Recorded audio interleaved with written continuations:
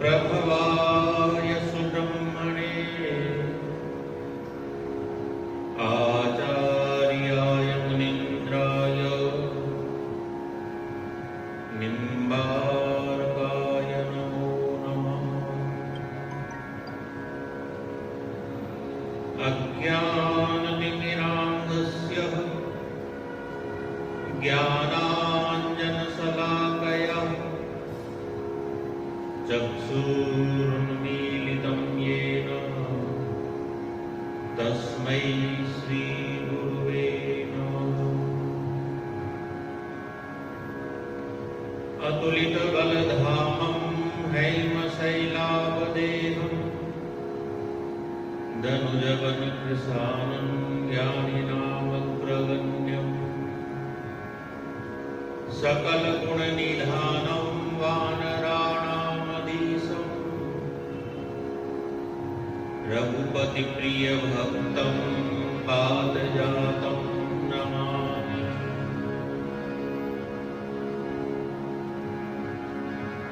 भक्तिभक्त भगवन्त गुरु चतुरनाम बपुए इनके पद वंदन किए नासहि विघ्न हमें।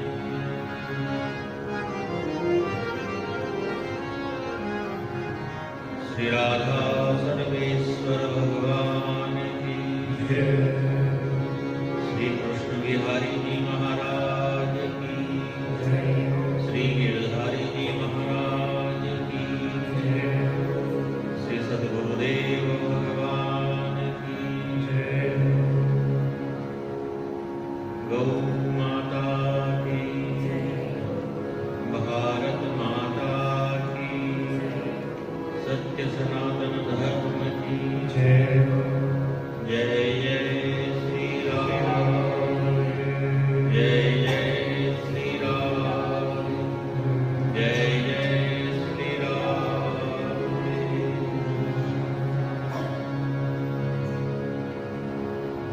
राधे गोविंद गोविंद गोपाल नंद लाल। राधे गोविंद गोविंद गोपाल नंद लाल। राधे गोविंद गोविंद गोपाल नंद लाल। राधे गोविंद गोविंद गोपाल नंद लाल। राधे गोविंद गोविंद गोपाल नंद लाल। राधे गोविंद गोविंद गोपाल नंद लाल। राधे गोविंद गोविंद गोपाल नंद लाल। राधे गोविंद गोविंद गोपाल नंद लाल। राधे गोविंद गोविंद गोपाल नंद लाल। राधे गोविंद गोविंद गोपाल नंद लाल। राधे गोविंद गोविंद गोपाल नंद लाल। राधे गोविंद गोविंद गोपाल नंद लाल। हे गोपाल नंद लाल, हे गोपाल नंद लाल। गोपाल नंद लाल, हे गोपाल नंद लाल। हे गोपाल नंद लाल, हे गोपाल नंद लाल। गोपाल नंद लाल,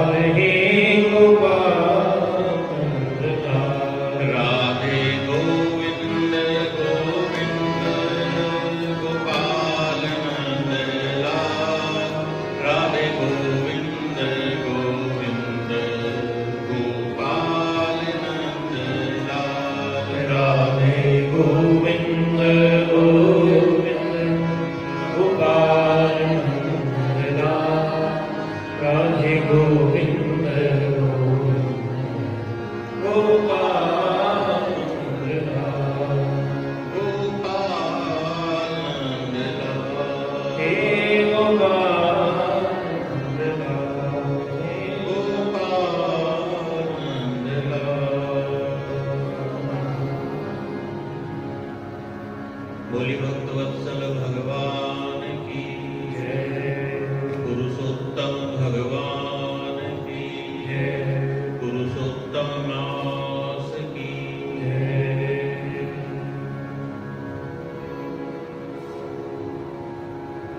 भक्ति भक्त भगवंत गुरु चतुर नाम बहुएक, इनके पद वंदन किए नासहि विघ्न अनेक।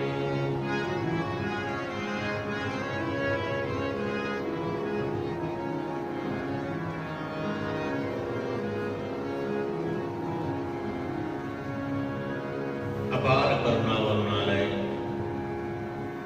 गोलोकालीश्वर भगवान श्री राधा सर्वेश्वर श्री कृष्ण विहारी जी श्री गिरधारी जी,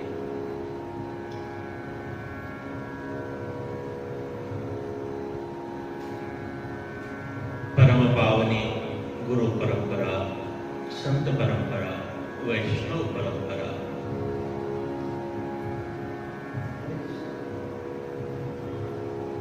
सभी का परम वंदन करते हुए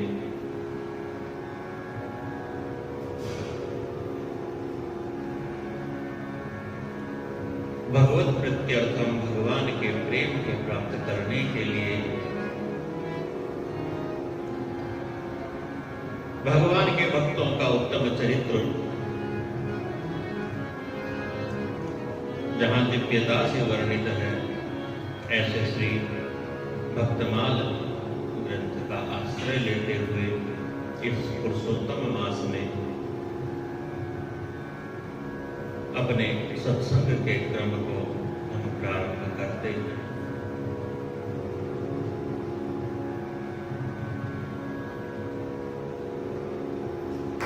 भगवान के दिव्याति दिव्य युगल चरणारविंदों में अपने अतिशय प्रेम को सदैव निरंतर लगातार पूर्ण भक्ति भाव से प्रकट करने वाले, प्रकट रखने वाले भक्तों के चरित्रों का हम श्रवण कर रहे थे। भक्तमाल के अंदर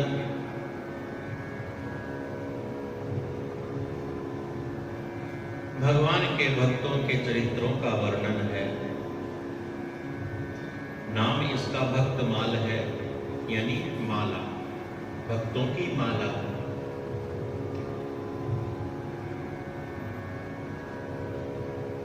साधारणतः माला के नाम से हम जानते हैं जो हम अपने गले के अंदर पहनते हैं, उसे माला कहते हैं। मालाएं अनेक प्रकार से होती है, उनकी बनावट, माला में किस प्रकार के मोती हैं या पुष्प हैं,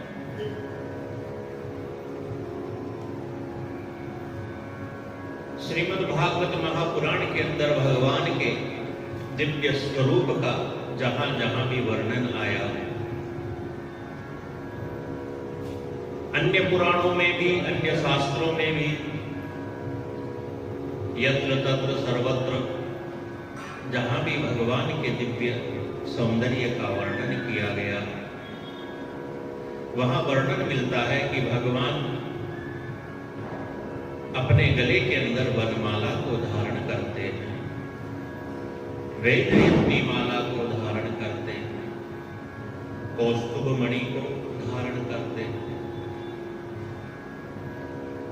तो यह वैजयंती जो माला है और भगवान जो धारण करते हैं वनमाला है, यह कैसी है, किस प्रकार की है, इनका वर्णन होता है। भगवान जो वनमाला धारण करते हैं उसमें 5 प्रकार के पुष्प बताए जाते हैं, ऐसा वर्णन मिलता है। तो कोई भी पुष्प ऐसे तो है नहीं जो एक जैसे हो। कमल का पुष्प है जिसकी बनावट अलग होती है, उसकी सुगंध भी अलग होती है। गुलाब का पुष्प है, उसकी बनावट अलग प्रकार से होती है, उसकी सुगंध भी अलग प्रकार से अन्य जो भी पुष्प है, तो यह जो पुष्प है इनकी बनावट अलग, इनकी सुगंध अलग, लेकिन फिर भी परस्पर मिलकर के इनसे जो माला बनी भगवान को अतिशय प्रिय है। ऐसे ही भक्तों की यह जो माला है भक्त माल है, जिसमें मोती के रूप में या पुष्पों के रूप में भक्तों के ही चरित्र अपनी सौगंध का प्रचार प्रसार कर रहे हो। तो भक्तों के यह चरित्र अलग अलग पुष्पों की तरह अलग अलग हैं, इनकी सौगंध भी अलग अलग है, लेकिन फिर भी परस्पर मिलकर के बड़ी सुंदर कमनीय दर्शनीय रूप के अंदर यह भक्तमाल हमको लगती है। कुछ भक्त ऐसे हैं जो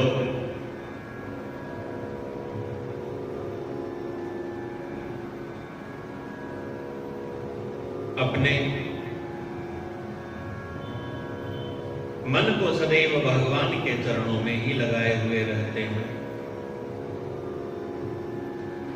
कुछ ऐसे हैं जो भगवान के दिव्य स्वरूप को अपने हृदय में सदैव धारण किए हुए रहते हैं।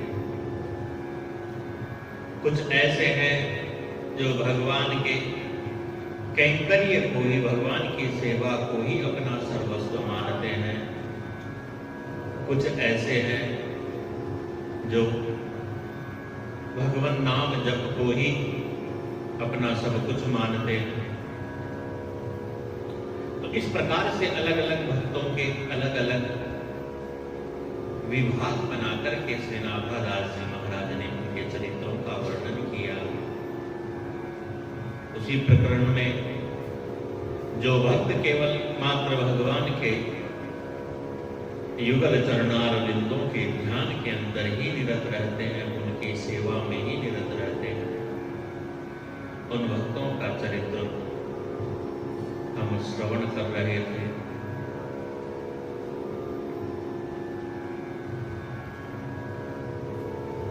माता लक्ष्मी से लेकर के हनुमंत, जामवंत, सुग्रीव, विभीषण, अम्बरीश इत्यादि अनेक इन वंदनीय भक्तों के चरित्रों का हमने अवलोकन किया।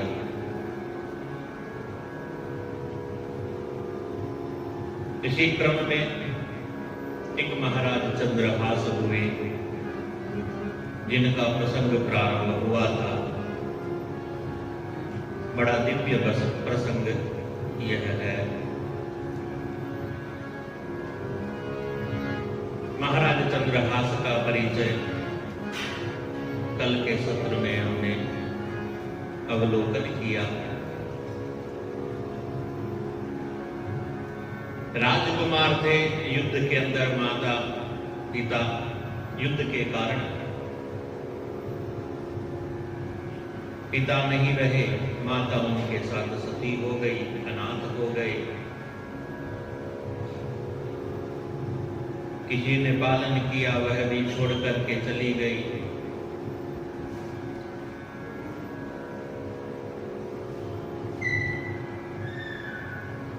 इनके पिता का जो मंत्री था, दृष्ट बुद्धि जिसका नाम था, उसी की कोई सेविका इन्हें अपने पास रखती है, उन्हीं के घर में रहते हैं। एक बार कुछ ब्राह्मण लोग आए तो मंत्री ने पूछ लिया, भाई मेरी कन्या का विवाह किससे होगा? तो ब्राह्मणों ने कहा, यह जो बालक है इस बालक के साथ होगा।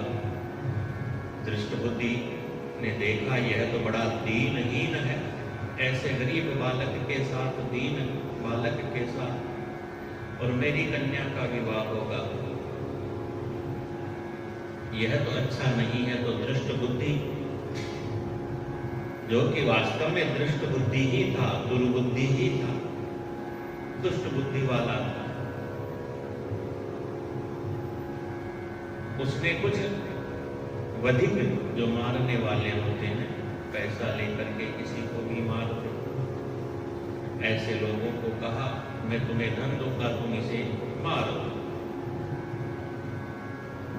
वह मारने वाले उस बालक चंद्रहास को लेकर के वन में गए, एकांत में गए, जाकर के उससे पूछा,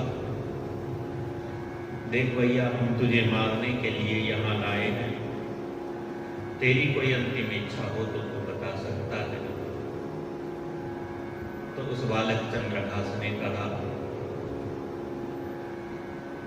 मैं भी जानता हूं तुम मुझे मारने के लिए ही लाए हो, लेकिन यदि कुछ समय मुझे दो तो मैं अपने ठाकुर की पूजा करूं। तो नारद जी ने जो शालिग्राम विग्रह बालक चंद्रहास को प्रदान किया था, जो पूजा विधि बताई थी, और शालिग्राम जी को मुख के अंदर रखने की जो विधि बताई थी, मुख के अंदर ही रखते थे सदैव। तो अपने मुख से भगवान शालिग्राम जी के उस विग्रह को निकाला। उस जंगल में कोई तालाब था, तो तालाब के जल से उन्हें स्नान इत्यादि, अभिषेक इत्यादि करके चरणामृत के रूप में उस जल का पान किया। जो भी पत्र पुष्प फल वहां उपस्थित थे उन्हें लाकर के भगवान की सेवा में अर्पण किया और भगवान के ध्यान में तल्लीन हो गया। भगवान के ध्यान में ऐसा तल्लीन हुआ कि संसार का कुछ भय मन के अंदर रह नहीं गया, और उसी क्षण अपने नेत्रों से उन बधिकों को, मारने वालों को इशारा किया कि अब मुझे मारना।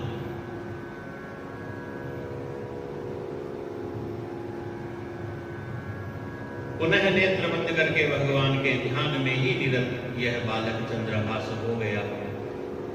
उन वधिकों ने मारने के लिए जैसे ही अस्त्रों को उठाया, उसी क्षण भगवान ने उन वधिकों के, उन मारने वालों की जो बुद्धि है, उस बुद्धि को ही पलट दिया। एकाएक सब मूर्छित होकर के गिर गए। कुछ समय बाद में जब मूर्छा टूटी तो देखते हैं कितना सुकोमल बालक है, भगवान की भक्ति कर रहा है, इसको मार करके हमें क्या मिलेगा। हम इस बालक को कह देते हैं, तू यहां से चला जा, पुनः इस नगर में मत आना, हम तुझे, तेरे प्राणों को छोड़ देते हैं। पर ऐसा करके, और फिर विचार किया कि भाई उसने पैसे दिए, वह पूछेगा मारा नहीं मारा तो क्या करना चाहिए। तो देखा उस बालक के एक पांव में 6 अंगुलियां।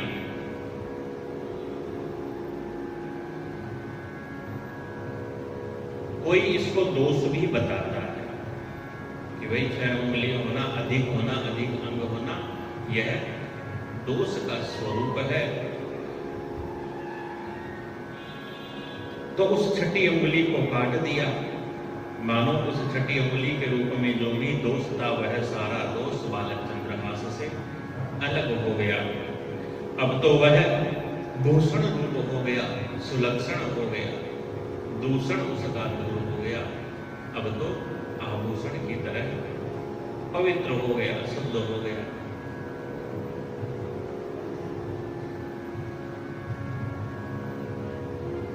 उसी अतिरिक्त जो उंगली थी, काटी थी, वह ला करके दिखा दी उस दुष्ट बुद्धि को, और उससे जो भी धन था वह ले लिया। वह बालक चंद्रहास वहां से विपरीत दिशा में मार्ग के ऊपर चलने लगा। मार्ग में चलते चलते कुंतलपुर देश का एक राजा है, सब प्रकार से समृद्ध है, लेकिन कोई पुत्र नहीं है।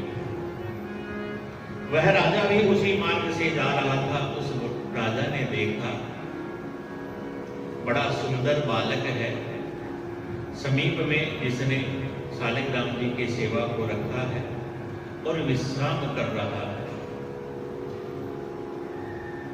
ऐसी अवस्था के अंदर वन के अंदर विचरण करने वाले जो हिरण हैं, वह उसके आसपास घूम रहे हैं, और एक बड़ा विचित्र पक्षी है जो उस बालक के सर के ऊपर स्वयं को छत्र के समान अपने पंखों को फैला करके और खड़ा है, धूप नहीं आने देता। ऐसा यदि किसी के साथ होता है तो कहते हैं यह तो सम्राट योग होता है, ऐसा व्यक्ति राजा बनता है बहुत बड़ा। तो वह राजा, कुंतलपुर का राजा, इस बात को, इन लक्षणों को, इन सपनों को जानने वाला था। उसके कोई पुत्र भी नहीं था, तो उसने सोचा बड़ा सुंदर बालक है, धार्मिक बालक है, और देखो सपन भी कितना अच्छा हो रहा है, यह अवश्य ही राजा बनेगा, तो क्यों न मैं इसे अपना पुत्र ही मान लूं। ऐसा सोच करके राजा ने जाकर के उस बालक को, चंद्रहास को उठाया, अपनी गोद में ले लिया, अपने पुत्र के समान उसे मानने लगा, उसका लालन पालन करने लगा। कुछ दिन व्यतीत हुए, बालक चंद्रहास की योग्यता को देख करके राजा ने उसे अपना राजकुमार बना दिया।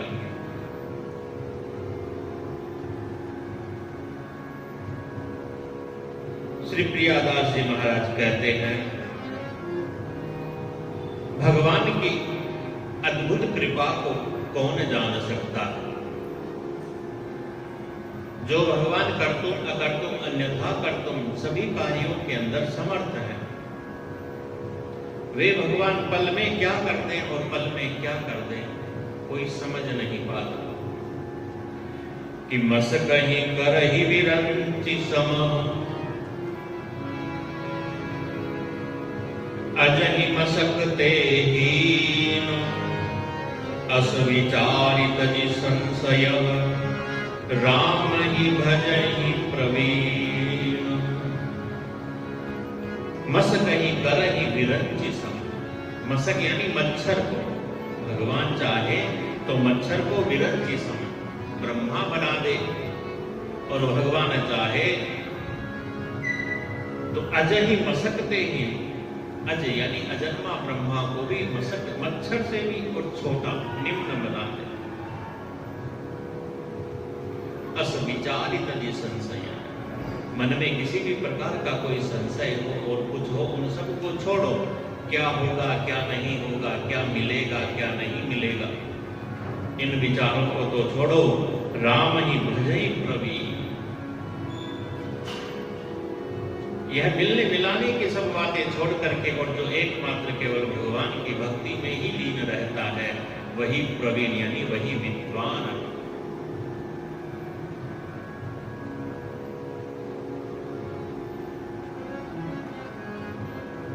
कुंतलपुर का यह राजा, जिसने चंद्रहास को अपना राजकुमार बना लिया,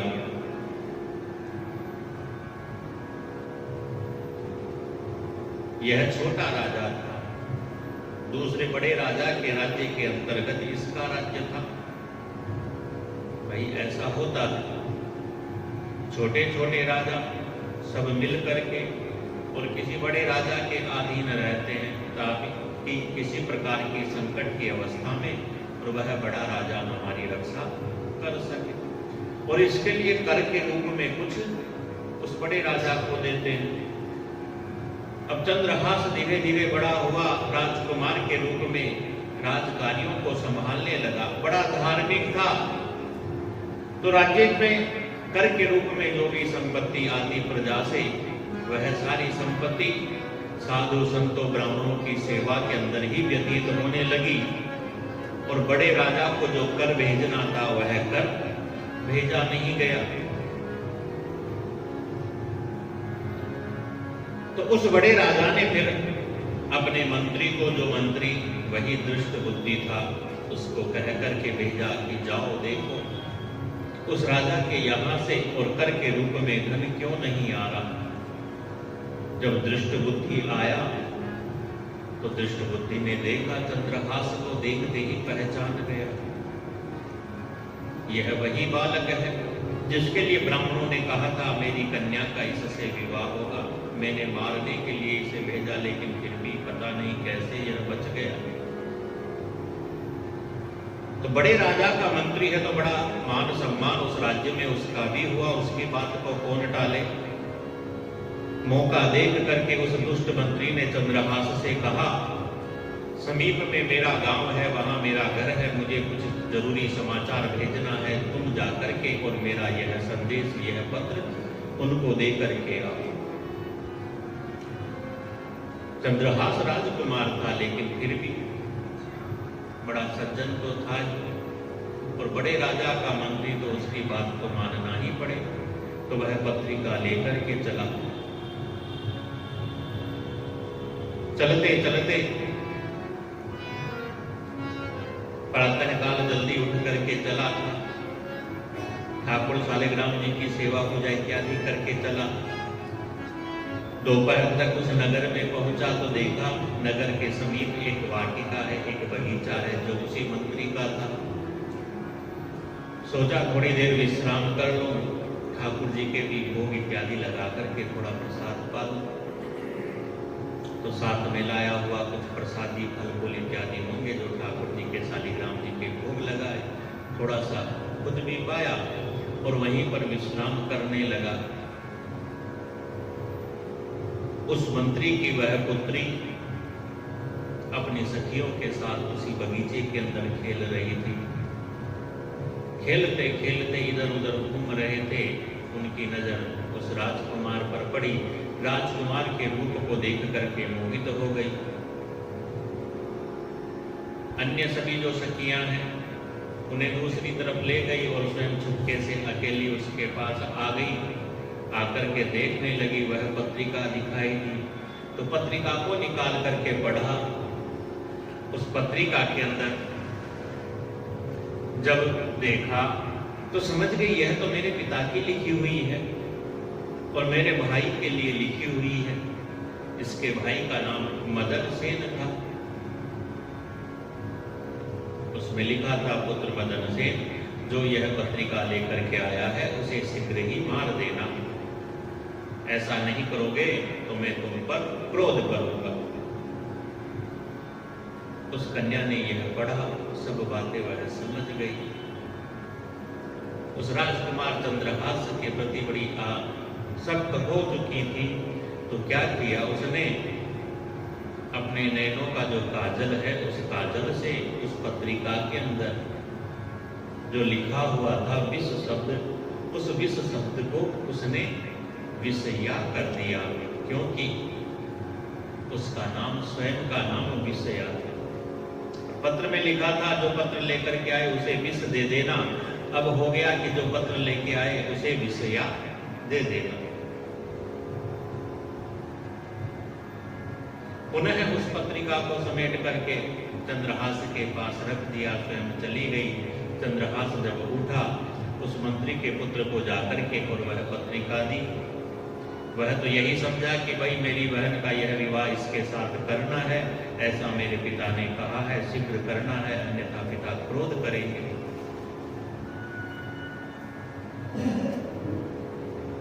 तो उस मंत्री के पुत्र ने अपनी बहन का विवाह चंद्रहास के साथ कर दिया। बड़ा भारी आयोजन हुआ। उस मंत्री को खबर लगी, दौड़ करके आया, आकर के कहा क्या कर दिया? तो उसके पुत्र ने वह पत्रिका दिखा दी, आपने ही तो कहा। मंत्री समझ नहीं पाया, ऐसा कैसे हुआ? फिर भी इतना दुर्बुद्धि था, सोचा मेरी पुत्री यदि विधवा होती है तो होने दो, इसको तो मैं मार करके ही रहूंगा। तो चंद्रहास के पास जाकर के चंद्रहास से कहता है, हमारे यहाँ रीत है प्रातःकाल जाकर के और देवी के मंदिर में पूजा करनी होती है। चंद्रहास को तो ऐसा कहा और जाकर के अपने सैनिकों को कहा, प्रातःकाल देवी के मंदिर में जो भी तुम्हें दिखे उसे मार देना। रात्रि सुखपूर्वक व्यतीत हुई। प्रातःकाल चंद्रहास अपने ससुर के कहे हुए वचनों के अनुसार जल्दी तैयार होकर के अपने शालिग्राम जी की सेवा इत्यादि करके देवी के मंदिर की ओर जाने लगा। उसी समय भगवत कृपा से वह जो बड़ा राजा था, उस बड़े राजा के मन में यह आया।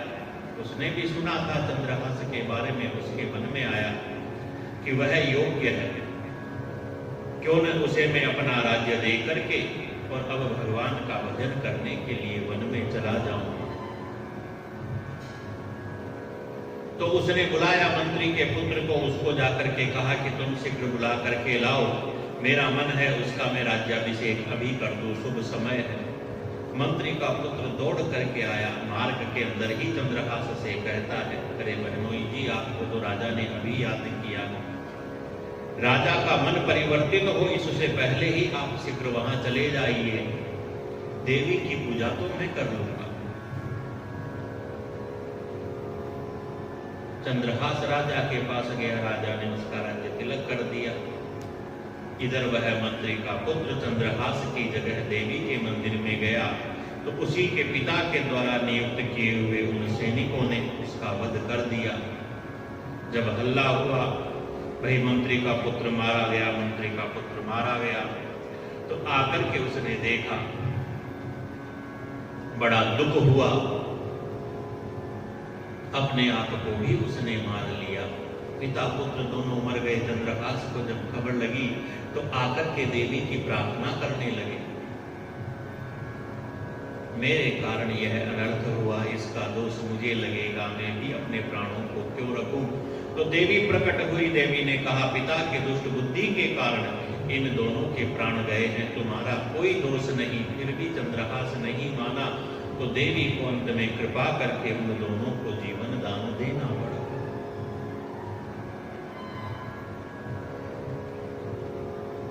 उस दृष्ट बुद्धि की जो दुष्ट बुद्धि थी वह फिर परिवर्तित हो जाती है, क्योंकि वही जो भक्तों के सत्संग में रहता है, संसर्ग में रहता है, संग में रहता है, तो धीरे धीरे उस पर भक्ति का रंग चढ़ता ही। सुखपूर्वक चंद्रहास फिर राज्य को करने लगा। धार्मिक राजा हो तो प्रजा भी धीरे धीरे धीरे धीरे धार्मिक हो ही जाती है। भगवान के चरणों में अनन्य प्रेम रखने वाले इन भक्तों के यह जो चरित्र हैं, सबके ही चरित्र ऐसे हैं कि उनके संग से सभी को भगवान की भक्ति का जो रस है वह रस बड़ा मधुर लगने लगा, सब भगवान के भक्त बनने लगे। चंद्रहास ने भी देखा भगवान की भक्ति ही इस संसार के अंदर एकमात्र सत्य है, इसलिए नारद जी के बताए हुए मंत्र के द्वारा, उस पूजन विधि के द्वारा भगवान की उपासना करते, भगवान की भक्ति करते। जैसा राजा करता वैसे ही उसकी प्रजा भी भगवान की भक्ति के अंदर तल्लीन रहने लगी। ऐसे भगवान के परम भक्त राजा चंद्रहास के चरित्र का वर्णन किया गया है।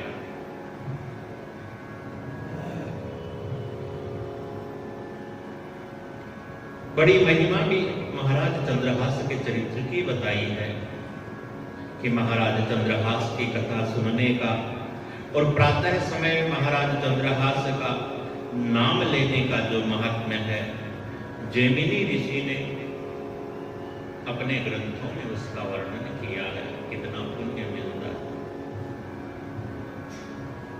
इसी प्रकार से भगवान के चरणों में अनन्य प्रेम रखने वाले मैत्रेय ऋषि की कथा का वर्णन आता है। मित्रा के पुत्र होने के कारण इन्हें मैत्रेय भी कहा जाता है और कुसारो ऋषि के पुत्र थे, अतः इन्हें कौसारो भी कहा गया है। नाभादास जी महाराज ने इनके दोनों नामों का यहाँ पर वर्णन किया है। जब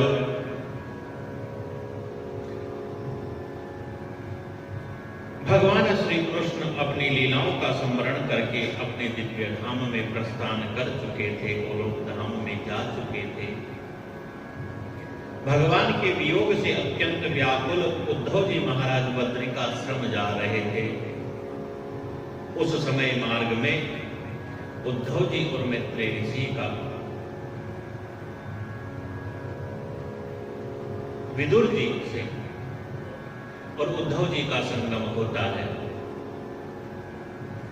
विदुर जी को उद्धव जी के द्वारा जब पता चला कि भगवान तो अब इस धराधाम को छोड़ करके अपने नित्य धाम गोलोक धाम में पधार चुके हैं,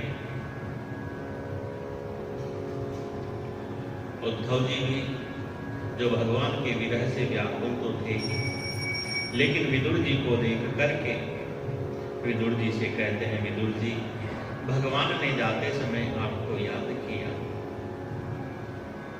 और मैत्रेय ऋषि से कहा था कि मेरे भक्त मेरे प्रिय विदुर को इन भागवत धर्मों का उपदेश अवश्य करना। वह मैत्रेय ऋषि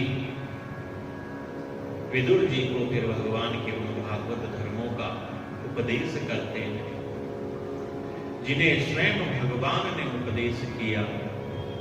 ऐसे मैत्रेय ऋषि की भक्ति, ऐसे मैत्रेय ऋषि की भगवान के चरणों में जो अनुरक्ति है वह बड़ी प्रशंसनीय है, वंदनीय है। इसलिए मैत्रेय ऋषि का भी नाम भगवान के चरणों में अत्यंत प्रेम रखने वाले भक्तों के अंदर गिना गया है। भगवान के चरणों में अनन्य अनुराग रखने वाले भक्तों में फिर अक्रूर जी का नाम आता है, जिनकी कथा आगे भी कही गई है। विस्तार से वर्णन आगे प्रसंग के अनुसार करेंगे। भगवान के चरणों में अनन्य अनुराग रखने वाले भक्तों में फिर राजा चित्रकेतु का नाम आता है। भागवत जी में भी राजा चित्रकेतु की कथा का वर्णन है। राजा चित्रकेतु के करोड़ों पत्नियां थी, 1 करोड़ पत्नियां थी, कोई संतान नहीं थी। नारद ऋषि और अंगिरा ऋषि की कृपा से इनके संतान हुई, एक पुत्र हुआ। तो दूसरी रानियां द्वेष रखती थी, उन्होंने मिलकर के उसे मार दिया।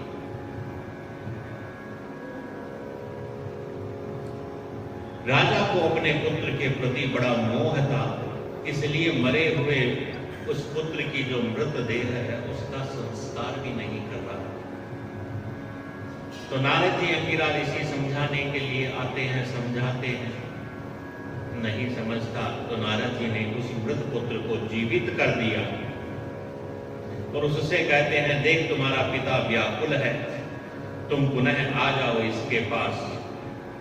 वह बालक कहता है, पता नहीं कितने जन्मों में यह मेरे पिता बने, कितने जन्मों में मैं इनका पिता बना, मुझे याद नहीं कौन से जन्म के अंदर। तो राजा का मोह थोड़ा दूर हुआ। उस बालक ने फिर अपनी कथा भी सुनाई।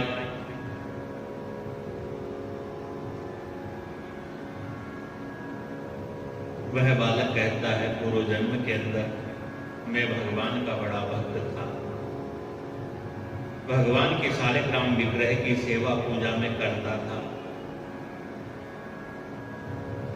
विवाह इत्यादि मेरा नहीं हुआ था, माता पिता के पास में रहता था।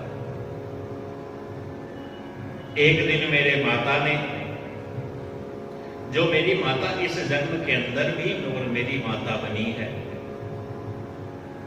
पूर्व जन्म में भी यह मेरी माता थी, इस जन्म में भी और मेरी माता यह बनी। इस माता ने ठाकुर जी के भोजन के लिए, भोग के लिए और रसोई बनाई। वृद्धावस्था के कारण या और किसी कारण रसोई के अंदर जब चूल्हे में यह अग्नि जलाती है तो इसने ध्यान दिया नहीं, उन सूखी लकड़ियों के मध्य लाखों चींटियां बैठी हुई थी। वह सब उस अग्नि के अंदर जल गई। इतनी सारी चींटियों के मरने का दोष मुझे लगा, क्योंकि वह सब चींटियां एक एक बार प्रत्येक के हाथों मुझे भी और मरना था। लाखों जन्म मुझे लेने पड़ते, लेकिन देखो वह रसोई मेरे लिए तो बनी नहीं थी, बनी तो ठाकुर जी के लिए बन रही थी। भगवान के ही और उसका भोग लगाया गया था, इसलिए भगवान ने थोड़ी कृपा मेरे ऊपर की।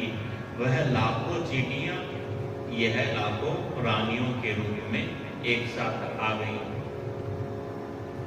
और इन सब ने मिल करके मुझे जहर दे करके एक साथ ही मार दिया। भगवान की कृपा के कारण मुझे बारंबार नहीं मरना। मेरी मृत्यु का यही विधान था।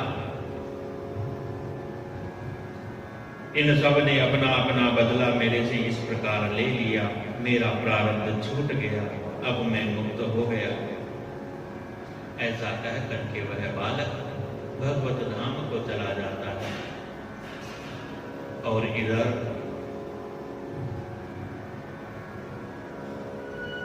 उस राजा का जो मोह है वह मोह भी दूर हो जाता है।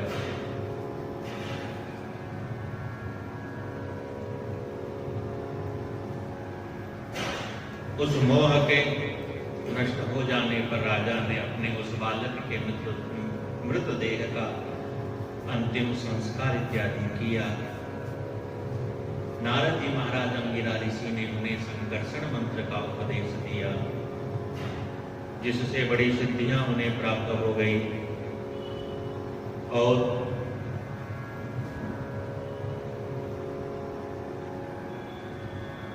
भगवान संकर्षण के प्रभाव से सिद्धियां प्राप्त हुई। मन में कुछ अहंकार हुआ, भगवान शंकर का अपराध किया, माता पार्वती ने श्राप दे दिया। यही चित्रकेतु फिर राक्षस योनि में वृत्रासुर के नाम से प्रकट हुआ। लेकिन भगवान की भक्ति का प्रताप था, भगवान की याद इस जन्म में भी उसे रही। इंद्र से युद्ध करते करते महर्षि दधीचि के ऋषियों से बने हुए वज्र के द्वारा जब इसका प्राणांत हो रहा था, उस समय वृत्रासुर ने भगवान की बड़ी दिव्य स्तुति की है। श्रीमद् भागवत महापुराण के अंदर वह सुंदर प्रसंग विस्तार से वर्णित किया गया है। जिन कथाओं का वर्णन अन्य शास्त्रों के अंदर, पुराणों के अंदर आ गया, उन कथाओं का वर्णन भक्तमाल के अंदर नाभादास जी महाराज ने और प्रियादास जी महाराज ने नहीं किया है। भगवान के चरणों में अनन्य प्रेम रखने वाले परम भक्त उद्धव जी का चरित्र आता है। उद्धव जी भगवान के अंतरंग सखा कहे गए हैं। ऐसा श्रीमद् भागवत महापुराण की कथाओं से हमें ज्ञात है। भागवत की कथाएं तो अनेकों बार हम श्रवण करते ही रहते हैं। तो उद्धव जी के प्रसंग में जो सबसे अच्छी बात याद रखने लायक बात है, वह बात यही है कि उद्धवों ने जब गोपिकाओं के कृष्ण प्रेम को देखा तो अपने ज्ञान के अभिमान का त्याग करके और उद्धव जी इन ब्रज गोपिकाओं के चरण की जो रज है, उस रज के अंदर लौटने लगे।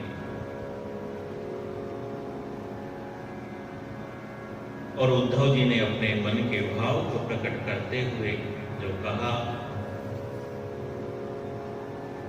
श्री वेद व्यास जी महाराज ने उन भावों को भागवत महापुराण में वर्णन किया कि वंदे नंद भज स्त्रीणाम पादरेणुम अविक्ष्णसः यासाम हरि कथोद्गीतम पुनाति भुवनत्रयम्।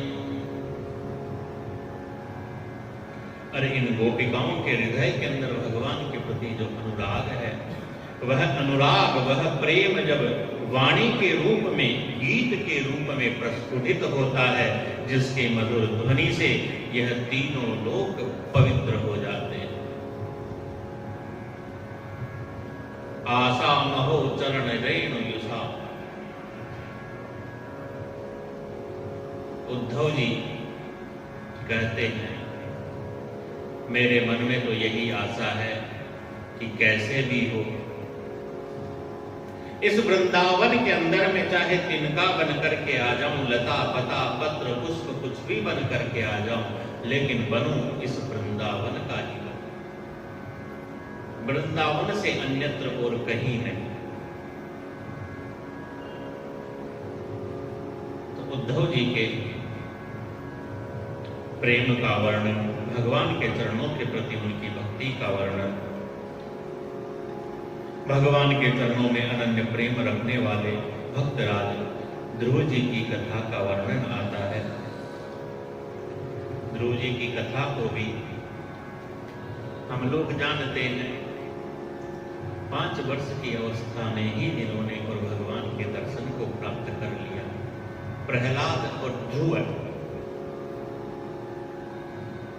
प्रहलाद जी के लिए भगवान ने अवतार लिया और ध्रुव जी के लिए भी भगवान अवतार लेकर के आते हैं इन्हें दर्शन देने के लिए। भगवान का यह अवतार हरि अवतार कहा गया। हरि हर की पापानी, हमारा कुछ प्रारब्ध होता है, इसीलिए तो हम इस भव सागर के अंदर जन्म लेकर के आते हैं। वह प्रारब्ध हमारे ही अशुभ कर्मों के कारण बनता है। इन अशुभ प्रारब्धों का नाश भगवान की भक्ति से, भगवान की कृपा से होता है। ध्रुव जी को भगवान अपने कर्मों का संपादन करते हैं। भगवान की कृपा से ही अर्जुन ने बड़ी उत्तमता को प्राप्त किया। इनके सखा भाव का यहाँ पर बड़ा दिव्य वर्णन किया गया है। भाई मित्रता कैसे होनी चाहिए कि परदा कौन सुमित्र सन, हित सन कौन दुरावै, हिय की सब परकट करे, तुरत ही भाव उभाव। परदा कौन सुमित्र सन, जिसको हम अपना मित्र मानते हैं तो उससे किसी बात का कोई भी पर्दा नहीं रखना चाहिए।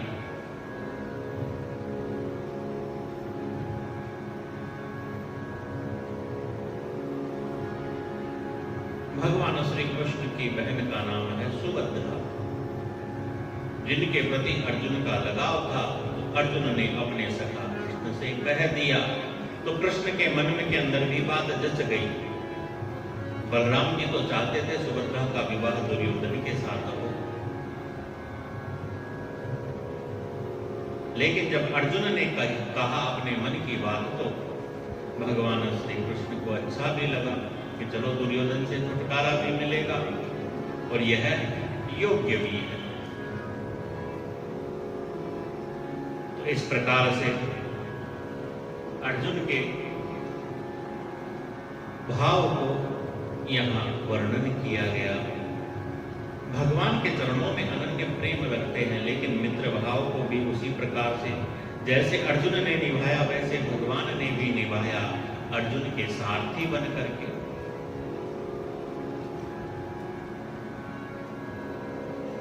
अर्जुन के बाद में युधिष्ठिर इत्यादि जो अन्य 4 पांडव हैं, इनको भी भगवान के चरणों में अनन्य प्रेम रखने वाले भक्तों की श्रेणी के अंदर रखा गया है।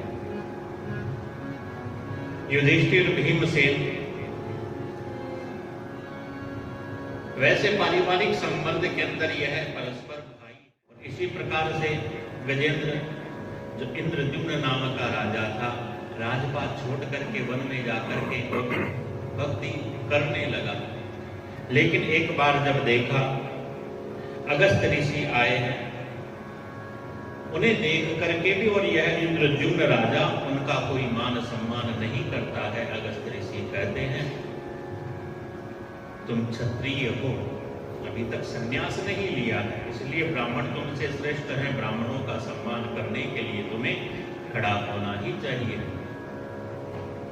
तुमने गलती की है, हाथी की तरह जड़ बुद्धि तुम्हारी है, जाओ तुम हाथी हो जाओ। तो यही दोनों वह गज और ग्राह बने।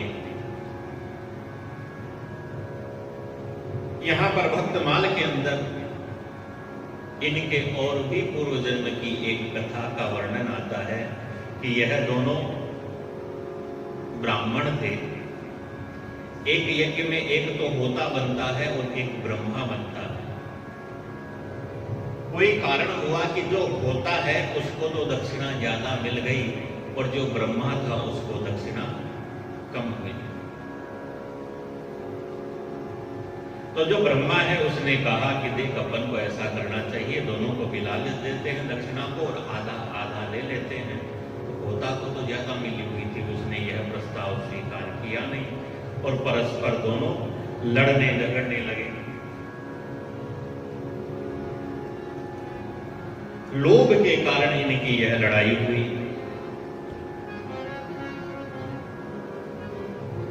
परस्पर एक दूसरे को और यह श्राप दे देते हैं।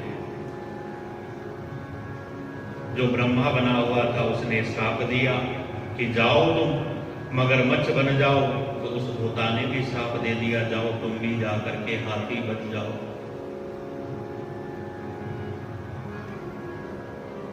एक दूसरे के श्राप के कारण ही, और कारण क्या हुआ? इनका लालच, इनका लोभ, उस लोभ के कारण ही इनके और यह सब दुर्गति प्राप्त हुई। अंत समय में गजेंद्र ने भगवान को पुकारा, भगवान ने आकर के इन्हें बंधनों से मुक्त कर दिया।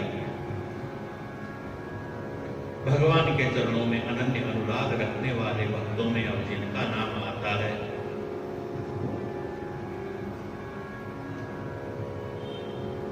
वह ऐसी भक्त हैं जिन्होंने भगवान से वह मांगा जो आज तक ना किसी ने मांगा, न आगे कोई मांगेगा।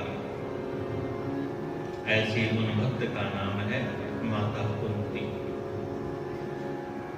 हम सब लोग जानते हैं माता कुंती ने भगवान से क्या मांगा।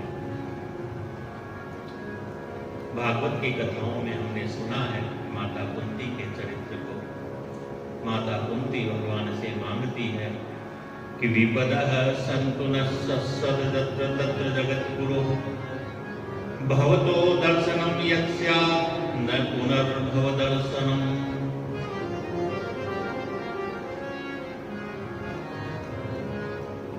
भगवान से दुख किसी ने नहीं मांगा होगा, लेकिन माता कुंती ने मांगा। जिस विपत्ति से सब लोग भागते हैं वही विपत्ति माता कुंती ने भगवान से मांगी। माता कुंती कहती है, हे कृष्ण, सुख से तो वह दुख ही मुझे अच्छा लगता है जिस दुख में तुम सदैव दर्शन दिया करते हो। मैं तो सदैव तुम्हारा मुखारविंद देखती रहना चाहती हूं। तुम्हारे मुखारविंद के दर्शन बिना मेरे हृदय में बड़ी पीड़ा होती है। मेरे पर कृपा करो, सदैव मेरे पास रहो। ऐसा कहते हुए माता कुंती ने बड़ी सुंदर स्तुति जब की थी, तो भगवान भी द्वारिका जाते जाते अपना जाना स्थगित कर देते हैं और कुछ दिन और अपनी बुआ के पास में रुक जाते हैं। माता कुंती का यह चरित्र परम वंदनीय है। माता कुंती से भी, माता कुंती के चरित्र के समान ही वंदनीय चरित्र उनकी पुत्र वधू द्रौपदी का है। भगवान श्री कृष्ण के साथ यह सखी भाव भी रखती। ऐसा यह दिव्य चरित्र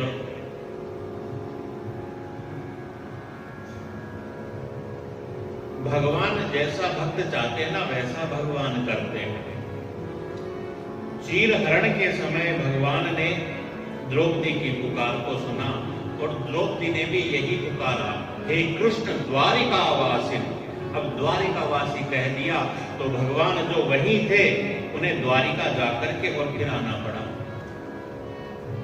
इतना समय लगा, इतना विलंब हुआ।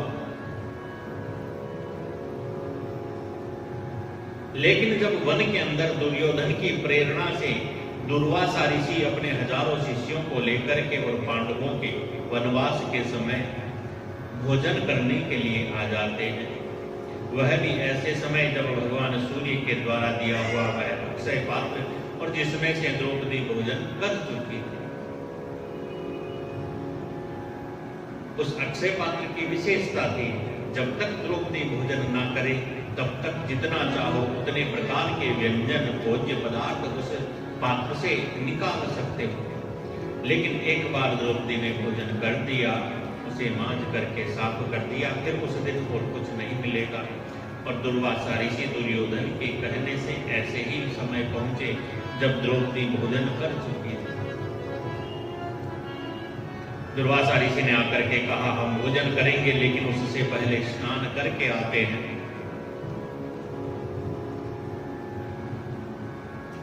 दुर्वासा जी अपने ऋषियों के साथ, अपने शिष्यों के साथ स्नान करने चले गए। पांडवों ने आकर के द्रौपदी से कहा, दुर्वासा ऋषि आए हैं, उनके भोजन की व्यवस्था करनी है। द्रौपदी थोड़ी चिंतित हुई और चिंतित होकर के द्रौपदी के मन में जो विचार इस समय आता है वह विचार ऐसा था कि प्रभु सदैव हमारे साथ रहते हो, इस संकट की घड़ी में क्यों नहीं हो, कहां चले गए। कहते हैं उसी समय भगवान बाहर से आवाज लगाते हैं कि अरे सखी मैं तो यही हूं। द्रौपदी के मन में जो विचार आया कि प्रभु सदैव हमारे साथ रहते हो, आज यह संकट आया तो कहां भग गए। इतने में प्रभु कहते हैं, अरे सखी मैं यही हूं तो द्वार को खोल, बड़ी भूख लगी है, कुछ खाने को दे। द्रौपदी कहती है, लो जिस काम के लिए याद किया था तुम तो उसी परेशानी को बढ़ा रहे हो। अरे कुछ तो होगा। उसी पात्र को लिया, देखा एक साग का पत्ता कहीं लगा हुआ रह गया, उसी को खा करके जल पी करके संपूर्ण त्रिलोकी को भगवान ने तृप्त कर दिया। जो भगवान के चरणों में ऐसा अनन्य अनुराग रखते हैं, भगवान उनके सभी मनोरथों को पूर्ण कर देते हैं। चाहे भक्त कहीं भी हो, कैसे भी अवस्था में हो, भगवान उसके मनोरथ को सदैव पूर्ण करते हैं। बिना कहे पूर्ण कर देने वाले भगवान है, क्योंकि भगवान तो अंतर्यामी है, जानते हैं अपने भक्तों के हृदय की बात को तो पूर्णतः है और भगवान जानते हैं। इसी प्रकार से इन सब भक्तों का वर्णन हुआ जो भगवान के चरणों में दिव्य अनुराग रखते हैं। आगे नाभादास जी महाराज ने वर्णन किया कि ऐसे नर नारी जीते तीनही के गांव जस, पद पंकज बांछो सदा, जिनके हरि नित पुर बसे। नाभादास जी महाराज कहते हैं कि अब मैं जिन भक्तों का वर्णन कर रहा हूं, उन भक्तों की विशेषता यही है कि जिनके हरि नित पुर बसे, जिनके हृदय में सदैव भगवान का निवास है, जिनका हृदय हृदय नहीं भगवान का घर है। भगवान कहते हैं ना, मद भक्ता यत्र गायन्ति तत्र तिष्ठामि नारद है।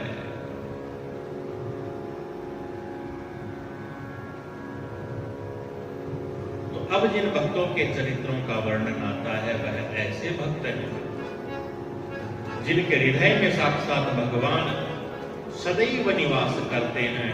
ऐसे कि ऐसे नर नारी जीते तीन ही के गांव जस, चाहे नर हो चाहे नारी, नर नारी का भेद भगवान की दृष्टि में नहीं है, जीव की दृष्टि में भले ही नर और नारी का भेद हो, भगवान की दृष्टि में तो है नहीं। जो भगवान की भक्ति करता है वह भगवान का भक्त है। हम लोगों ने शब्द बना लिए, भाई यह भक्त जी है, यह भक्ताणी जी है, जैसे सेठ जी और सेठानी जी होते हैं।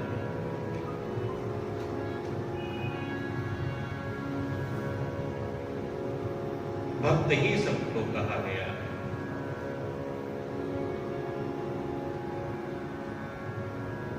कोई भक्तिवान होता है तो कोई भक्तिवती होती है।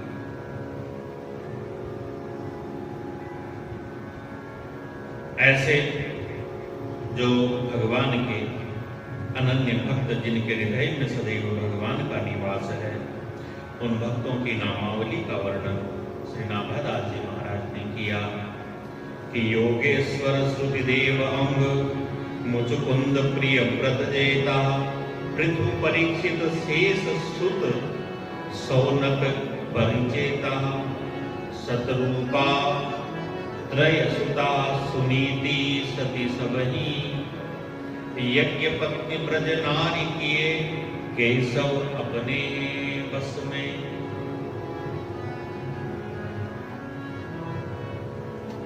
इन सबने भगवान को अपने बस में कर लिया, अपने हृदय के अंदर बांध लिया। सबसे पहले नव योगेश्वरों का नाम आता है। नव योगेश्वर जो संवाद है भागवत जी के 11 स्कंद में आता है।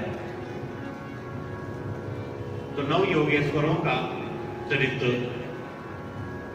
आगे प्रसंग के अनुसार आएगा, वहां पर विस्तार से वर्णन है। जो नई बातें होगी उनका हम अवलोकन करेंगे।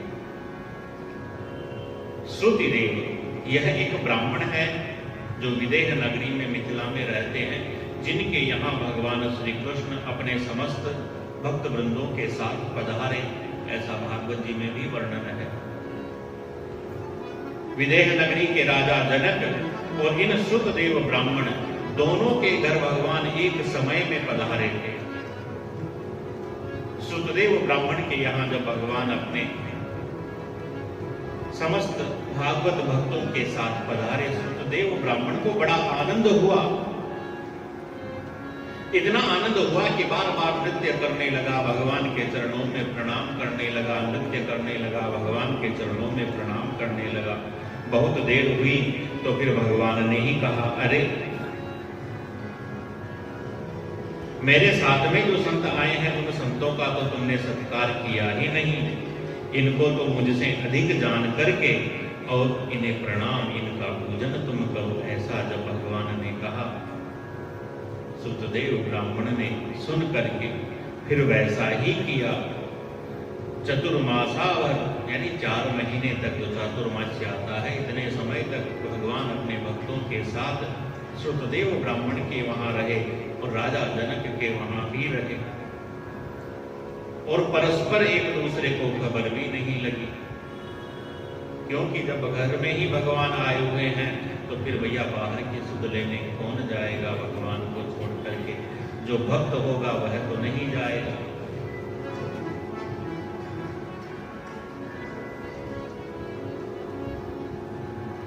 महाराज अंग के चरित्र का वर्णन आता है। सोमवंश के राजा अंग बड़े धर्मात्मा, इनके कोई पुत्र नहीं था।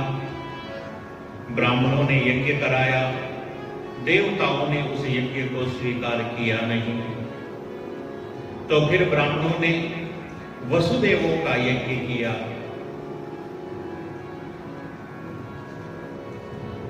राजा के यहाँ पुत्र तो हुआ, पुत्र का नाम हुआ वेद। यह बड़ा दुष्ट हुआ क्योंकि यह अपने मामा पर गया था। पुत्र के दुखों से दुखित होकर के महाराज अंग राज्य का परित्याग करके वन में चले जाते हैं, भगवान का भजन करते हैं, भजन प्रभाव से भगवत धाम को प्राप्त करते हैं। भगवान के अनन्य भक्तों में महाराज मुचकुंद की कथा आती है। सूर्यवंशी यह राजा जो देवताओं का युद्ध में सहयोग करने गए, थक करके गुफा में आकर के सो गए। भगवान श्री कृष्ण ने इन्हीं महाराज मुचकुंद के द्वारा काल यवन का नाश करवाया, क्योंकि काल यवन को वरदान मिला हुआ था, किसी यदुवंशी के हाथ से वह नहीं मर गया। इसलिए सूर्यवंशी राजा मुचकुंद के द्वारा उनका नाश करवाया। ऐसा भी कहा जाता है कि यह महाराज मुचकुंद ही आगे चलकर जी महाराज के ऊपर जैसे कृपा हुई, सौभाग्य के कारण हुई। उन्होंने तो कुछ किया ही नहीं था, भाई जब तक जन्म ही नहीं हुआ तब तक क्या होगा। गर्भ के अंदर तो क्या करेगा व्यक्ति? भागवत जी में वर्णन आया कि भाई गर्भ के 7वें महीने में भगवान की कृपा से ज्ञान प्राप्त होता है और फिर जीव उस गर्भवास से छूटने के लिए, भगवान की भक्ति करने के लिए बड़ा अनुनय विनय इत्यादि करता है। लेकिन वह सब कर्म तो जन्म लेने के बाद में होता है। महाराज पृथु जब प्रकट हुए, सूत मागध बंदी जन महाराज पृथु की स्तुति करने के लिए आए, तो महाराज पृथु ने कहा, देखो अभी तक मैंने कुछ किया नहीं और तुम लोग मेरी स्तुति क्या करोगे? तुम्हारी वाणी भी झूठी नहीं होनी चाहिए, इसलिए भगवान की स्तुति करो। भाई राजा लोग जो होते हैं तो उनके वहां उनकी स्तुतिकार ऐसे लोग होते हैं जो उनके गुणों का, उनकी वंशावलियों का वर्णन करते हैं। तो जब तक जन्म नहीं हुआ, कर्म नहीं हुआ, तो उसका फल कैसे? वह तो फिर सौभाग्य के कारण मिलता है, जैसे महाराज परीक्षित को मिला। तो इसी प्रकार से महाराज मुचुकुंद, जिनका समय तो भाई सोने में ही गया, तो भक्ति का आनंद वह ले नहीं पाए, तो भाई भक्ति का आनंद लेने के लिए कवि जयदेव के रूप में वह प्रकट हो सकते हैं। क्योंकि सदैव भगवान को अपने हृदय के अंदर विराजमान रखने वाले इन भक्तों का जो नाम आया है, इन भक्तों ने कभी भी भगवान से मुक्ति की कामना नहीं की है। मुक्ति की इच्छा इनके मन में कभी आई नहीं। इनके मन में तो यही इच्छा आई कि बस हम भगवान की भक्ति करते रहे। ऐसे सब इन भक्तों का चरित्र है। सदैव भगवान की सेवा के अंदर हम तत्पर रहे, तल्लीन रहे। तो महाराज मुचुकुंद ही कवि जयदेव के रूप में आए, ऐसी भी श्रुति है। कुछ लोग कहते हैं और सत्य भी लगता है कि भाई किसी भक्त की भक्ति शेष रह जाए तो भक्ति पूर्ण करने वक्त आ सकता है, क्योंकि भक्त में तो परमात्मा से भी बढ़कर के सामर्थ्य होता है। भक्त के पास भक्ति होती है और भक्ति वह है जो भगवान को भी बांध देती है, इसलिए भक्त बड़ा है। गीत गोविंद के रूप में भगवान के रास की उस अनन्य माधुर्य पूर्ण लीलाओं का वर्णन कवि जयदेव ने किया है। भक्तों की इसी परंपरा में फिर आगे नाम आता है महाराज प्रियव्रत का, जो मनु महाराज के पुत्र हैं। भागवत जी में भी इनकी कथा आती है। जब सृष्टि क्रम प्रारंभ होता है, यह मानवीय सृष्टि कैसे हुई, तो मनु शत्रुपा से यह मानवीय सृष्टि होती है। महाराज मनु के यह पुत्र प्रियव्रत कहते हैं, बचपन में ही आकर के नारद जी ने इन्हें भगवान की भक्ति का उपदेश दे दिया। उस भक्ति का प्रभाव ऐसा हुआ कि मन में वैराग्य अधिक हो गया। फिर ब्रह्मा जी ने आकर के समझाया, नहीं, संसार को बढ़ाओ, सृष्टि करो, गृहस्थी बनो। तो फिर ब्रह्मा जी की इच्छा को भी इन्होंने स्वीकार किया। इतने तेजस्वी थे, इनका रथ सूर्य के रथ के समान ही और बड़ा चमकता था। सूर्य के रथ के समान इन महाराज प्रियव्रत का तेज था, इनके रथ के तेज का। जब सूर्य अस्तांचल को चले जाते, अस्त हो जाते, तो उस समय महाराज प्रियव्रत अपने रथ के ऊपर बैठ करके निकलते, तो ऐसा लगता ही नहीं था कि रात्रि हो रही है। ब्रह्मा जी के उपदेश से महाराज प्रियव्रत ने अपने तेज को ढक लिया, तब सबको रात्रि का बोध होने लगा। भक्तों की इसी परंपरा में फिर महाराज पृथु का नाम आता है। भगवान के 24 अवतारों में भी इनकी गणना होती है। महाराज पृथु का चरित्र भागवत जी में आया है, जिन्होंने नगर इत्यादि बसाए। आधुनिक रूप से जो व्यवस्था होती है सुव्यवस्थित रूप से, तो यह महाराज पृथु के समय से प्रारंभ हुई। महाराज पृथु ने सो यज्ञ किए, भगवान प्रसन्न हुए तो भगवान से वरदान मांगा कि भाई मेरे कानों में 10,000 कानों जितनी सुनने की क्षमता हो जाए, ताकि भगवान की कथा सुनते सुनते मैं कभी अघाऊं नहीं। महाराज परीक्षित, जिनका भी वर्णन इसी परंपरा में आता है, महाराज परीक्षित भी भगवान को सदैव अपने हृदय में रखते थे, क्योंकि इनका नाम ही इसी कारण परीक्षित हुआ। वैसे तो इनका नाम विष्णुरात था, लेकिन जैसे ही इनका जन्म हुआ तो दूसरे मनुष्यों को देख करके उनमें खोजने लगे कि जिसने गर्भ में मेरी रक्षा की वह कौन सा है।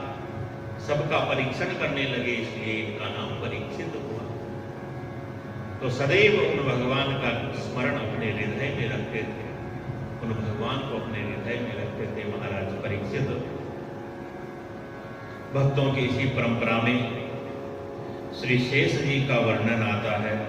शेष सहस्त्र शीश जग कारण, जो अवतरे भूमि भयदान। 14 भुवन सहित ब्रह्मांडा, एक शीश सर सब सम अंडा।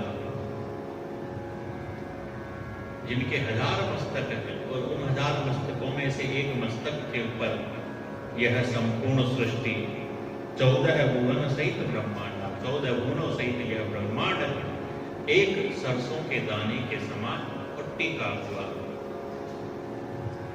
सदैव भगवान की सेवा के अंदर लीन रहने वाले और अपने 1000 मुखों से सदैव भगवान के ही नाम का जप करने वाले, ऐसे भगवान अनंत के चरित्र का अंत कौन पा सकता है, कौन वर्णन कर सकता है। श्री संप्रदाय को प्रकट करने वाले आचार्य के रूप में श्री शेष जी का ही नाम आता है। जो वैष्णव चतुसंप्रदाय है, यह श्री संप्रदाय, जिसको फिर रामानुज संप्रदाय इत्यादि भी कहा जाता है। इसी प्रकार से भक्तों की इस परंपरा में प्रचेता गणों का नाम आता है, जो महाराज प्राचीन बरही के पुत्र थे। 10 इनकी संख्या है। भगवान शिव ने रुद्र गीत का उपदेश किया। नारायण सरोवर के जल के भीतर जाकर के तपस्या करी, भगवान के दर्शन प्राप्त किए। 10 का विवाह एक ही कन्या के साथ होता है और इनके यहाँ दक्ष प्रजापति का फिर पुनः जन्म होता है। यह प्रचेतागण भी जो भगवान की कृपा से, भगवान के उपदेश से, भगवान की भक्ति से भगवत कृपा को प्राप्त करते हैं। महारानी सतरूपा का वर्णन आता है। महारानी सतरूपा ने भगवान की ऐसी भक्ति की कि फिर महारानी सतरूपा का जन्म तो कौशल्या जी के रूप में हुआ और स्वयं भगवान इनके पुत्र बनकर के आए। महारानी सतरूपा की 3 कन्याएं प्रसूति, आकुति और देवहूति, इनका वर्णन भागवत जी में आता ही है। यह सब बड़ी दिव्य है। इन परंपराओं के अंदर भगवान स्वयं अवतार लेकर के आते हैं बारंबार। तो ऐसी भक्त परंपराएं यह सब है। आकुति मनु शतरूपा की कन्या दक्ष प्रजापति। मनु शतरूपा की यह कन्या है। इनका विवाह रुचि ऋषि के साथ में हुआ। जो प्रसूति है उनका विवाह दक्ष प्रजापति के साथ में हुआ है और जो देवहूति है उनका विवाह कर्दम ऋषि के साथ में हुआ, जिनके यहाँ भगवान कपिल रूप में अवतार लेकर के आए। इसी भक्त परंपरा के अंदर भक्तराज ध्रुव की माता सुनीति का नाम है।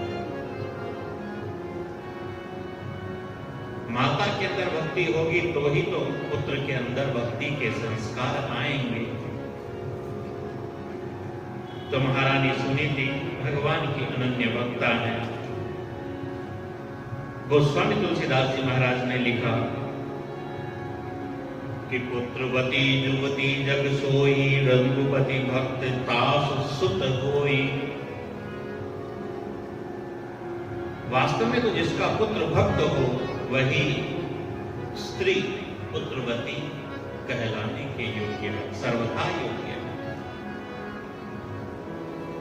जिसके ऐसा पुत्र हो वही पुत्रवती है, वही माता है।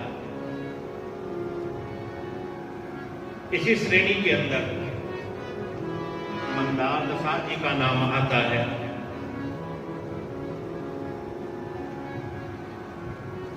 राजकन्या है।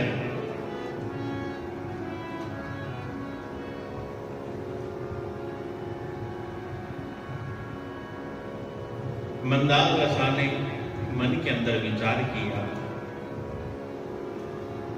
जब इनका विवाह नहीं हुआ था उससे पहले की बात है, इनके मन में विचार आया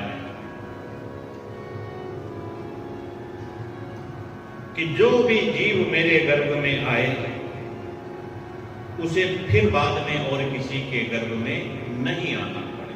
मेरी संतान हो तो ऐसी हो। ऐसा मन में जब विचार आया तो जाकर के अपने पिता से कहा, पिताजी मेरा विवाह ऐसे पुरुष के साथ में कीजिए जो बड़ा ही धार्मिक हो, किसी दूसरी स्त्री के पास नहीं जाने की प्रतिज्ञा करे, सदैव धर्म के अंदर ही रत रहे। तो मंदालसा का विवाह राजा रतिध्वज के साथ में हुआ। प्रतर्दन भी उसको कहा गया है। इनके उत्तम गृहस्थ के अंदर संतान हुई। इनके जो भी पुत्र होता, महारानी मंदालसा अपने पुत्र को बचपन से ही ऐसा संस्कार देती, ऐसी शिक्षा देती कि उसे तो वैराग्य ही अच्छा लगता। विरक्त होकर के वन में जाकर के भगवान का भजन करता। 5-6 पुत्र हुए, 5 ही विरक्त होकर के वन में जाने लगे। राजा ने आकर के कहा, देवी एक पुत्र को तो यह राज्यभार संभालने के लिए छोड़ दो।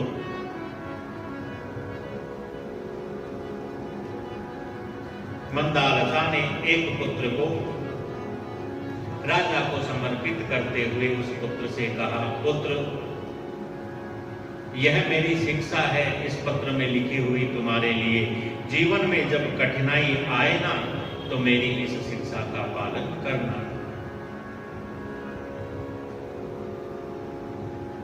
वह पुत्र बड़ा हुआ, राजपाट उसको सौंप करके राजा रानी भी भगवान की भक्ति करने वन में गए, जहां उनके और पुत्र भी भगवान की भक्ति में तल्लीन थे, जिन्हें देख करके मंदालसा के मन में आया, देखो मेरे यह पुत्र कितने बड़भागी हैं जो भक्ति कर रहे हैं। वह छोटा पुत्र मंदभागी है जो राज्य के झंझट में उलझा हुआ है। तो इनसे कहा कि जाओ तुम लोग ऐसा करो कि तुम्हारा वह छोटा भाई भी राजपाट छोड़ करके और विरक्त हो जाए, भगवान की भक्ति करे। तो कहते हैं कि मंदालसा के जो बड़े पुत्र थे उन्होंने जाकर के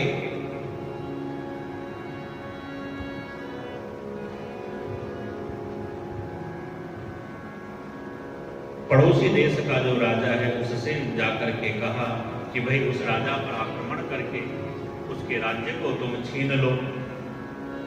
मंदालसा का जो छोटा पुत्र था अलर्क, जिसका नाम बताया गया है, सुबाहु भी जिसका नाम बताया गया है, उसके राज्य पर जब आक्रमण हुआ, अपने माता के उस चिट्ठी को खोल करके उसने पढ़ा जिसमें वैराग्य उत्पन्न करने वाली बातें लिखी हुई थी। भाई कौन राज्य, किसका राज्य, एकमात्र भगवान की भक्ति ही जगत में सार है। तो इन बातों को पढ़ करके उसके मन में भी वैराग्य आया और राज्य को छोड़ करके, भाई मेरे कारण युद्ध होगा, लड़ाई होगी, सैनिक मरेंगे, इनका दोष भी मुझे लगेगा। तो युद्ध से पहले ही राज्य को छोड़ करके भगवान की शरण के अंदर वह चले गए। भगवान के इन्हीं भक्तों के अंदर देवी सती का भी चरित्र आता है। और चरित्र आता है यज्ञ पत्नियों का, जिनके यहाँ भगवान ने भोजन की याचना की। ग्वाल बालों ने जब गोचारण करते हुए भगवान श्री कृष्ण से कहा आज तो हमें भूख लगी है, तो भगवान ने कहा जाओ समीप में कुछ ब्राह्मण यज्ञ कर रहे हैं, वहां से याचना करके भोजन ले आओ। ब्राह्मणों ने मना कर दिया, लेकिन भगवान ने फिर पुनः भेजा, अरे ब्राह्मण तो यज्ञ कर रहे हैं, तुम एक काम करो, ब्राह्मण पत्नियों के पास में जाओ, उनसे जाकर के मांगना। जब ग्वाल बाल आकर के उनसे मांगते हैं तो भगवान का नाम सुनते ही अतिशय प्रेम के अंदर बंधी हुई अनेक प्रकार के भोजन पदार्थ तुरंत तैयार करके थालों में लेकर के और स्वयं दौड़ती हुई चली आई। फिर भगवान कहते हैं अब तुम लौट जाओ।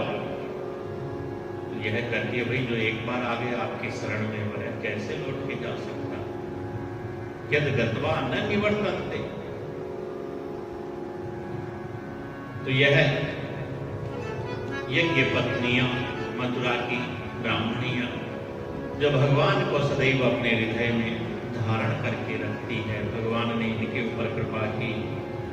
और फिर जहां भी भगवान की भक्ति की बातें होती है तो सर्वप्रथम भगवान की प्रेमा भक्ति की यदि जहां कहीं बात होती है तो सबसे पहले नाम गोपिकाओं का आता है। उन गोपिकाओं का यहाँ वर्णन किया है, समूह रूप से वर्णन किया है, क्योंकि गोपिकाएं तो असंख्य, एक एक का नाम तो यहाँ पर हो नहीं सकता। तो ऐसे भक्त, जो भक्त भगवान को अपने बस में रखते हैं, भगवान को अपने हृदय में रखते हैं, उन भक्तों का वर्णन है। उसमें समस्त गोपिका वृंद का वर्णन आया है, क्योंकि जहां कहीं प्रेमा भक्ति की बात होगी वहां इनका नाम सबसे पहले आए। नारद भक्ति सूत्र, जहां पर भक्ति के लक्षण इत्यादि बताए गए हैं, अरे इन गोपिकाओं के अंदर कौन सा भक्ति का लक्षण नहीं है? भगवान के बिना जिन्हें एक क्षण भी युगों के समान लगता था, ऐसी यह गोपिकाएं सदैव भगवान को अपने हृदय के अंदर आबद्ध रखने वाली, बांध करके रखने वाली गोपिकाएं। इन गोपिकाओं के विषय में जितना कहा जाए उतना ही कम। भगवान जब मथुरा चले गए, प्रत्यक्ष रूप से भगवान की वियोगी ही बन करके रहती है, लेकिन भगवान से इनका जो संबंध है वह कौन हटा सकता है?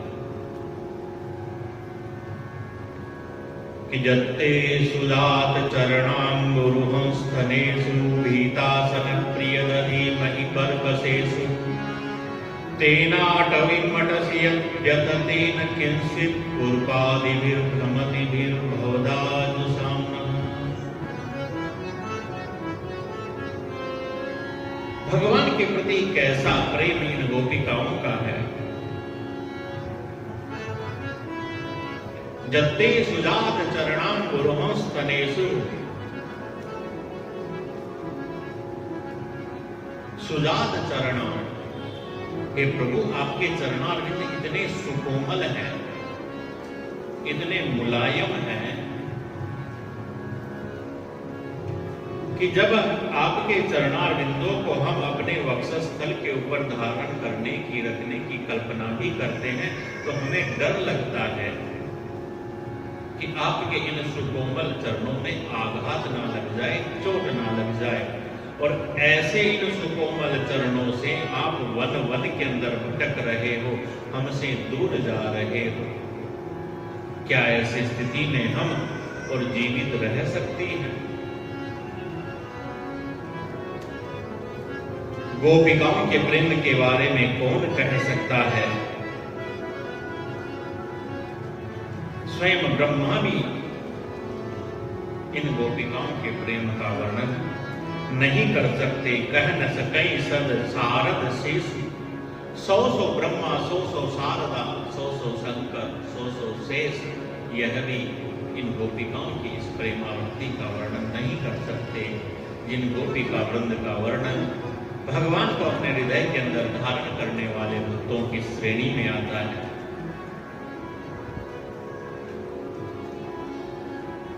आगे फिर वर्णन आता है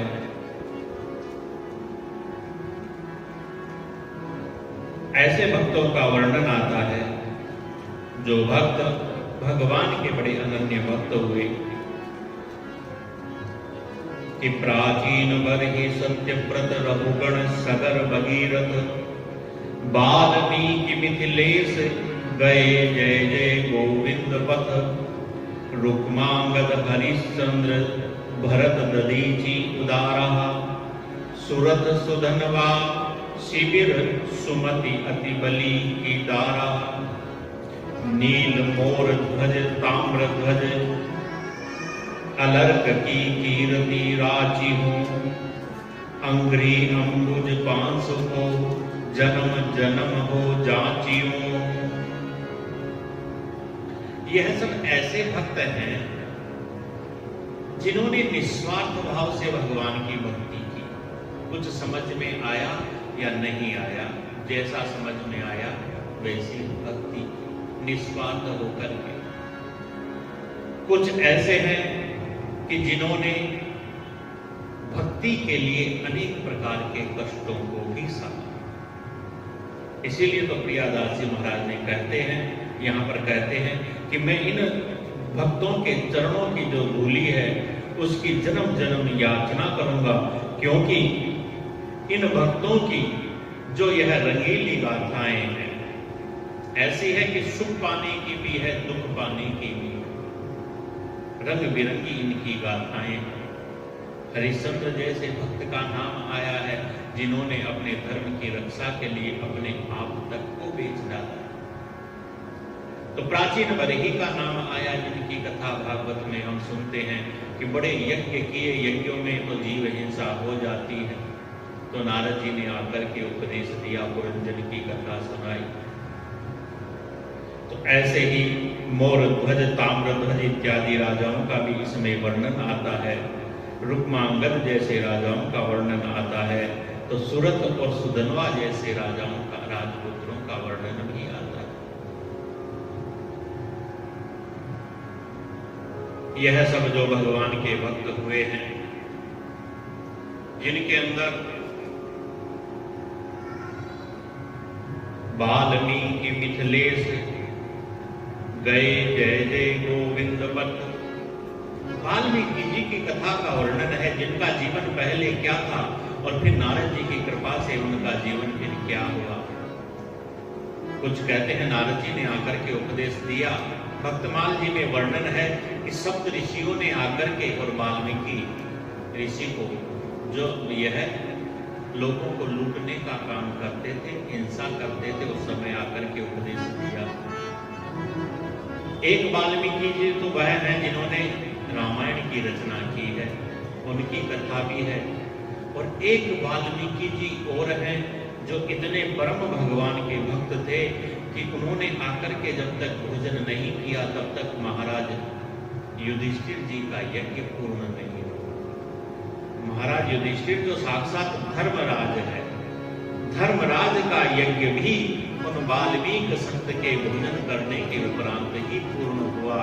तो ऐसे इन द्वय वाल्मीकि की कथा का भी वर्णन भक्तमाल में है। जो सुनने योग्य प्रसंग है उसको अवश्य ही विस्तार पूर्वक हम सुनेंगे। आज के इस प्रसंग को भगवान के चरणों में सबकी मंगल कामना करते हुए भगवान के चरणों के प्रति ही और समर्पित हम करते हैं।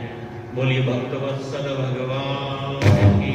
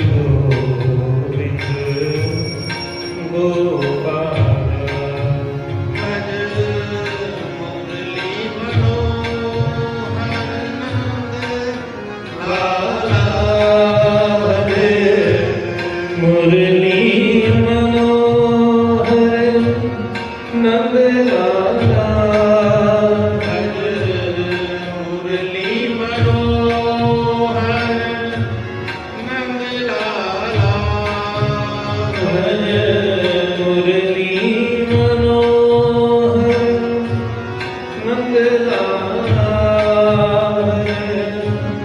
मुरली मनोहर नंद लाला भज गोविंद गोविंद गोपाला भज गोविंद गोविंद गोपाला भज गोविंद गोविंद गोपाला भज मुरली मनोहर नंद लाला